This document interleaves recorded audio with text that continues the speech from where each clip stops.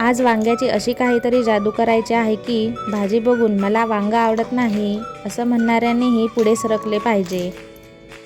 साहित्य तर अगदी साधंच आहे, पण या साध्या साहित्यापासून चव मात्र एकदम भारी बनणार आहे बरं का। सगळ्यात आधी तयार करून घेऊया वांग्याचं सारण। त्यासाठी मिक्सरच्या भांड्यात किसलेलं खोबरं, आलं, लसूण, कोथिंबीर, लाल तिखट,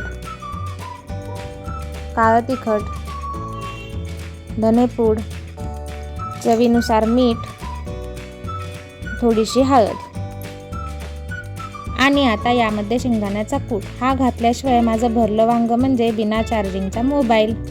सगळं एकत्र करून घेतलं आणि तयार झालं आपलं मसालेदार सारण। वांग्यांना मध्ये चीर देऊन सारण भरायचं आणि इथे एक गोष्ट लक्षात ठेवा, सारण भरताना हात आकडता घेऊ नका, वांग्याला आतूनही चव मिळाली पाहिजे ना।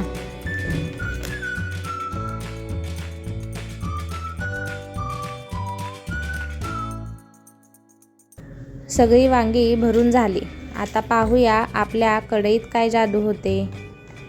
कढईत तेल गरम करून त्यात मोहरी, जिरे आणि कढीपत्ता तसेच कांदा घालून छान परतायचं। कांदा छान परतला की आता त्यात टोमॅटोची एंट्री। टोमॅटो लाल होईपर्यंत भाजून घ्यायचा।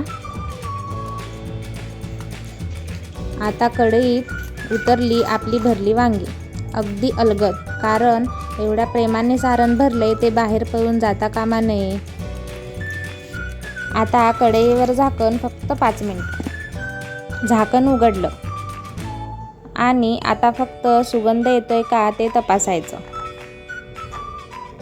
ते झालं की आता आपण जे सारण केलं होतं ते यामध्ये घालायचं।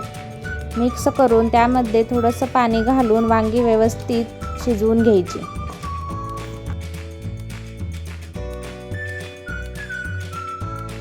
वांगी एकदम व्यवस्थित शिजलेली आहेत। अशी तयार झाली आपली झणझणीत, मसालेदार आणि एकदम घरच्या चवीची भरली वांगी। आता सांगा, याच्यासोबत गरमागरम भाकरी असेल तर ताटात अजून काय पाहिजे? मला तर वाटतं भरली वांगी आणि भाकरी म्हणजे ताटाचा विषय संपला। भेटूया मग पुढच्या भन्नाट रेसिपीसोबत। तोपर्यंत कोमलची कला दुनिया या चॅनलला सबस्क्राईब करायला विसरू नका। व्हिडिओ आवडला असेल तर लाईक करा आणि तुमच्या मित्रमैत्रिणींसोबत शेअर करायला विसरू नका। धन्यवाद।